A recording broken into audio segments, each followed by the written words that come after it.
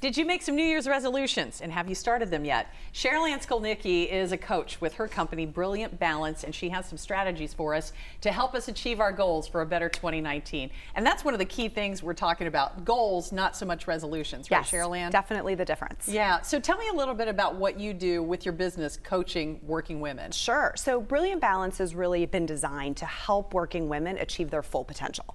And what we see is a three-step progression that we take women through to help them really have the highest possible energy that they can, be the most productive they possibly can be, and then ultimately step toward their purpose. Okay, very good. So what is the biggest mistake people make at the beginning of the year when they try to set a goal or a resolution? Yeah, I think the biggest mistake is taking on too much at once. So we make these long lists of resolutions and we think we're going to change all the things, collapses it on itself. Okay, so you say the first step in your plan to reach goals is thinking in a positive way, right? Yes. First step is starting with a positive vision. Who do you want to be? Right? Who are you trying to become? And if you start with all the things that are broken, all the things you don't like about yourself, you're in a terrible headspace. It's just not a good way to make change. So you want to cast a really positive vision of who you're becoming, and that gives you something to step toward. And then how do you organize? Because as you just said, you don't want to take on too many things at once. So what's the best way to organize? One and only one thing at a time.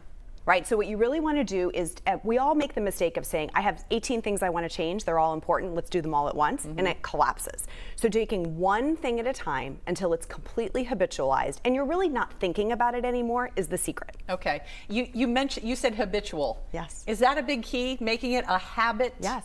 Yes, yeah. So the reason is the mental load is so heavy early on in any kind of change. Think about it. If you have worked out forever, do you even have to think about working out anymore? No, you just get up and do it. Right. But if you aren't working out, the whole process of starting something brand new, that's what's heavy.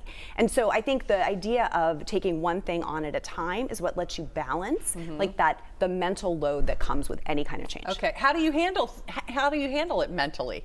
Well, I think the key thing is by focusing on only one at a time, then all of your effort is focused on that one thing, right? So you really have the headspace available to do it. Okay. But then over time, you can stack those habits one on top of another, right? So let's use an example. Yeah. Let's say the first thing you want to do is wake up earlier in the morning. Lots of people will start this year saying, I'm going to become a morning person. Right. Perfect. Well, when you start waking up earlier, don't try to do anything else at first. Just get up earlier. But then after that becomes a habit, you can decide, what am I going to do with this new time? Maybe you're going to meditate, maybe you're going to work out, maybe you're going to spend time snuggling with one of your children. Any of those are great, but it stacks on top of the first habit, and that's what reduces the mental burden. Okay, very good. Cherylanne, thank you so much. Give me the website for your company in case people want to check it out. Absolutely, brilliantbalance.net. Brilliantbalance.net. That was good advice. Thank you so much. Happy New Year. Happy New Year. Nice to see you. And we'll be